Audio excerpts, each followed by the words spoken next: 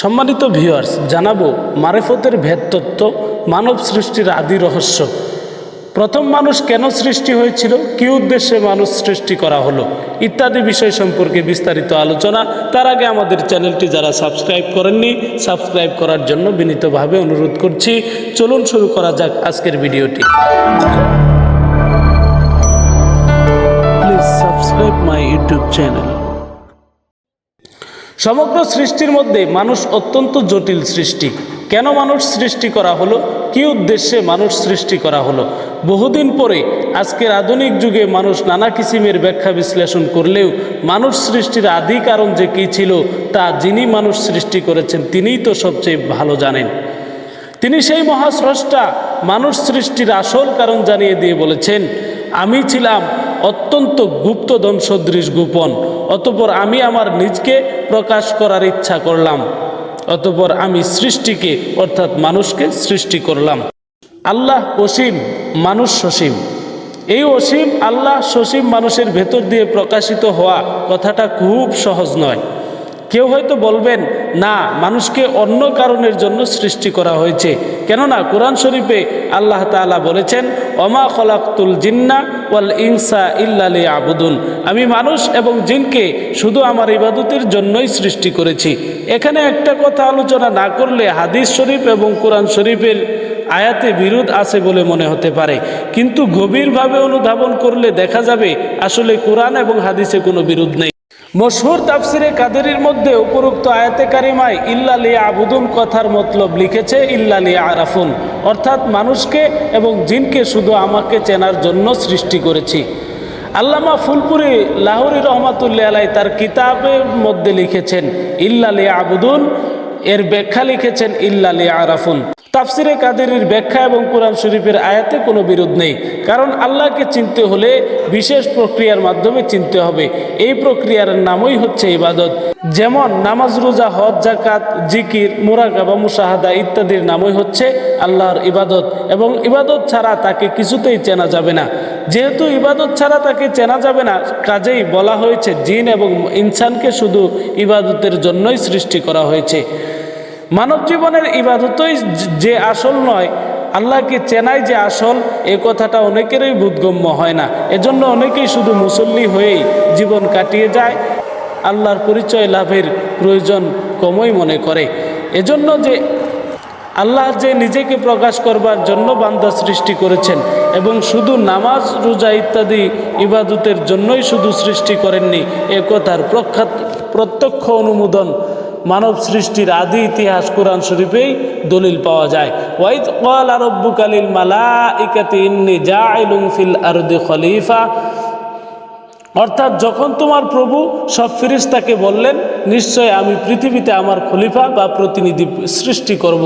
অতঃপর ফেরেশতারা সমস্বরে বিনয়ের সঙ্গে বললেন, ক্বালু আতাজআলু ফিহা মান ইউফসিদু ফিহা ওয়া ইসফিকুদ দিমাআ ওয়া নাহনু নুসাব্বিহু বিহামদিকা ওয়া নুকদ্দিস লাক ক্বালা ইন্নী আ'লামু মা লা তা'লামুন। অর্থাৎ তারা বললেন, আপনি কি সৃষ্টি করতে যাচ্ছেন? যারা ঝগড়া ফাসাদের সৃষ্টি করবে, রক্তপাত করবে। আমরাই তো আপনার তাসবিহ পাঠ করি এবং পবিত্রতা ঘোষণা করি। তখন আল্লাহ পাক বললেন, নিশ্চয়ই আমি যা জানি তোমরা তা জানো না। এখানে আল্লাহ রাব্বুল আলামিন মানুষ সৃষ্টির পরিকল্পনার প্রথমেই স্পষ্টভাবে উল্লেখ করেছেন, মানুষকে আমার প্রতিনিধি বা খলিফা করে সৃষ্টি করব, ইবাদত করার জন্য সৃষ্টি করব, এরকম বলেননি। এসব থেকে প্রতীয়মান হচ্ছে মানুষ দুনিয়ায় আল্লাহর পক্ষ থেকে প্রতিনিধিত্ব করবে। সুতরাং বান্দার কাজ হবে তিন প্রকারের। বান্দার প্রথম কাজ হবে নিজের ভেতর দিয়ে আল্লাহকে প্রকাশ করবার যোগ্যতা অর্জন করা। দ্বিতীয় কাজ আল্লাহকে চেনা। তৃতীয়ত তার কর্মধারার মাধ্যমে জীবনের প্রতিটি পদে পদে আল্লাহর ইচ্ছার প্রতিফলন করা এবং তার প্রতিনিধিত্ব কায়েম করা। এই আল্লাহকে চিনতে পারলে তবে তো নিজের ভেতর তার প্রকাশের সম্ভাবনা সম্ভব হবে এবং তার আসল প্রতিনিধিত্ব কি তা সম্যক উপলব্ধি করা যাবে এবং তার দিন কায়েম করা যাবে। সুতরাং প্রথম এবং তৃতীয় প্রকারের আলোচনায় আগে আল্লাহকে কিভাবে চেনা যায়, কিভাবে তার আসল পরিচয় পাওয়া যায়, যার সোজা কথায় ইলমে মারেফত হাসিল করা যায় তা নিয়ে আমরা বিস্তারিত আলোচনা করব। শুধু ইবাদত করার জন্যই বা খোদার রাজত্ব কায়েম করার জন্যই যদি মানুষের সৃষ্টি হতো তবে ফেরেশতারাই তো যথেষ্ট ছিল। তারা নূরের তৈরি, বাহ্যিক প্রস্রাবের বালাই নেই, কোনো নাপাক নেই, মিথ্যা কথা, চুগলখড়ি নেই, ফিতনা ফাসাদ নেই ইত্যাদি কোনো রকম গুনার মধ্যেই তো তারা নেই। তাদের ইবাদত কত সহিশুদ্ধ, তাদের কেরাত কত তাসবিদের সঙ্গে হচ্ছে। তারা লক্ষ লক্ষ বছর ধরে অনবরত আল্লাহর তাসবি তাহলিলে সেজদায় জিকির ফিকিরে ডুবে আছে।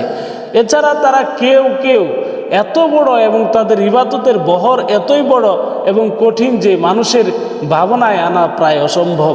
তাদের মতো এত কঠোর ইবাদত করা মানুষের পক্ষে অসম্ভব।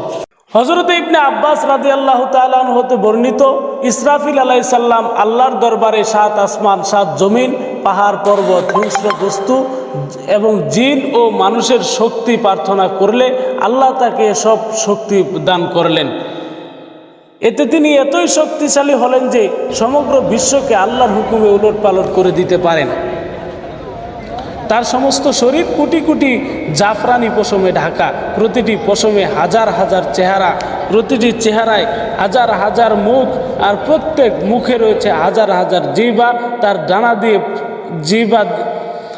ডানা দিয়ে জিহ্বা এবং মুখগুলো আবৃত রয়েছে। প্রতিটি জিহ্বা দিয়ে লক্ষ লক্ষ বছর ধরে নিরবিচ্ছিন্নভাবে আল্লাহর তাসবিহ তাহলিল পাঠ করছেন।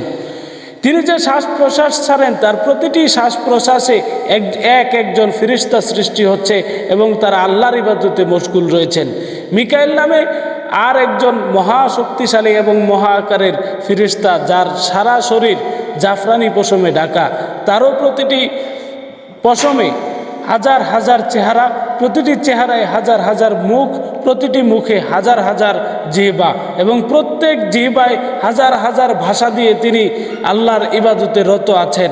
তার ভক্তিসিক্ত চক্ষু দিয়ে 70,000 অশ্রুবিন্দু ঝরতে থাকে এবং প্রত্যেক অশ্রুবিন্দু দিয়ে আল্লাহ তাআলার মিকাইলের মতো মহা আকৃতির একজন ফেরেশতা সৃষ্টি করেন, যারা কিয়ামত পর্যন্ত অনবদ্যভাবে আল্লাহর জিকির করতে থাকেন। তাদেরকে রোহামিউন বলা হয়। আজরাইল আলাইহিস সালাম, ইসরাফিল আলাইহিস সালামের মতো একজন বড় ফেরেশতা, যার মাথায় দুনিয়ার সাগরের পানি ঢেলে দিলে শুধু তেলের মতো মাথায় চাঁদিতেই শুকিয়ে যাবে, এক ফোঁটা পানি গড়িয়ে মাথার নিচে পড়ে না। এমন আরও মহা আকারের মহা অত্যন্ত শক্তিশালী নূরের তৈরি ফেরেশতারা কোটি কোটি বছর ধরে বিরতিহীনভাবে আল্লাহর ইবাদতে রত আছে। অপরদিকে মানুষের মতো এমন অপকৃষ্ট একটা জীব, যার সারা দেহে ঘামের গন্ধ, পেটটা একটা সদ্য জাগ্রত পায়খানা, মুখে গন্ধ, মানুষ মাসে একবার পচা ধরে, মিথ্যা কথা বলে, মারামারি হানাহানি করে ইত্যাদি কি করে আর না করে। অথচ এমন একটি জীবকে আল্লাহ পাক তা একজন প্রতিনিধি করে বললেন, ওয়ালাকাদ কাররামনা বানি আদম, এবং বনি আদমকে আমি সবার উপরে এমনকি ফেরেশতাদের উপরেও সম্মানিত করেছি। শুধু ইবাদতের জন্যই যদি মানুষ সৃষ্টি হতো তবে এত বড় মহান এবং নূরের তৈরি পবিত্র ফেরেশতারাই তো যথেষ্ট ছিলেন। শুধু ইবাদতের জন্যই যদি মানুষ সৃষ্টি হতো তবে এত বড় মহান এবং নূরের তৈরি পবিত্র ফেরেশতারাই তো যথেষ্ট ছিলেন। শুধু ইবাদতের জন্যই মানুষ সৃষ্টির দরকার হলে মানুষের মতো এত নিকৃষ্ট জীব সৃষ্টি না করে আরও বেশি সংখ্যক নূরের পবিত্র ফেরেশতা সৃষ্টি করে তাদেরকে দিয়ে মানুষের চেয়ে অনেক বেশি উত্তম এবং সহি ইবাদত আল্লাহ পাক করিয়ে নিতে পারতেন। এত বড় এবং এত আলিশান ফেরেশতারা সুবহানাল্লাহ বলে আল্লাহর তারিফ করা এবং পিঠে একটা 3.5 হাত প্রাণী মানুষ সুবহানাল্লাহ বলে আল্লাহর তারিফ করা কতই না পার্থক্য। কিন্তু তবু ফেরেশতার ইবাদতে আল্লাহর মন ভরল না। তিনি কেন মানুষ সৃষ্টি করলেন, এইখানেই যত ভাববার কথা। আগেই বলা হয়েছে, আল্লাহ পাক ঘোষণা করেছেন, আমি দুনিয়ায় আমার প্রতিনিধি সৃষ্টি করব এবং তার মাধ্যমে আমি প্রকাশিত হব। তারা আমার ইবাদত করবে। কেমন ইবাদত? যে ইবাদত ফেরেশতারা করে তেমন ইবাদত নয়, ওই রকম ইবাদত করবে যে ইবাদতে আমি তার কাছে জাহির হই, আমি গুপ্ত, আমাকে তার কাছে ব্যক্ত করার জন্য যে ইবাদত সে যে করবে সেই ইবাদতের জন্য তাকে সৃষ্টি করেছি, এবং এই ইবাদতের মাধ্যমেই সে ফিরিস্তাদের উপরেও সম্মানিত হবে। ফিরিস্তারা যান্ত্রিক ইবাদত করে, শুধু আল্লাহর হুকুমের ফরমাবর জারি করে।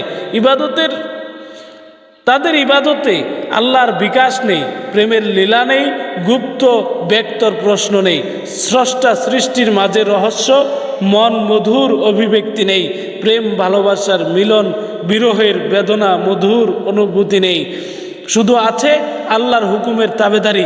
এই পরিপ্রেক্ষিতে আল্লাহ পাক বলেন, ওয়াজআলনাল লাইলা লিবাসা, এবং রাত্রিকে আমি করেছি পোশাক, অর্থাৎ হে মানুষ তুমি আমার প্রেমিক হও। গভীর রজনীতে সারা বিশ্বে যখন নিদ্রা সুপ্ত নীরব নিথর, তখন হে মানুষ, হে আমার প্রেমিক, হে বিছানা ছেড়ে উঠে এসো, অন্ধকারের পরিচ্ছদ পরিধান করে আমার কাছে নীরবে এসে বসো। তুমি কথা বলবে, আমি শুনবো, আমি বলবো, তুমি শুনবে, দুজনে কথা বলবো, বিশ্বের কেউ জানবে না, কেউ শুনবে না।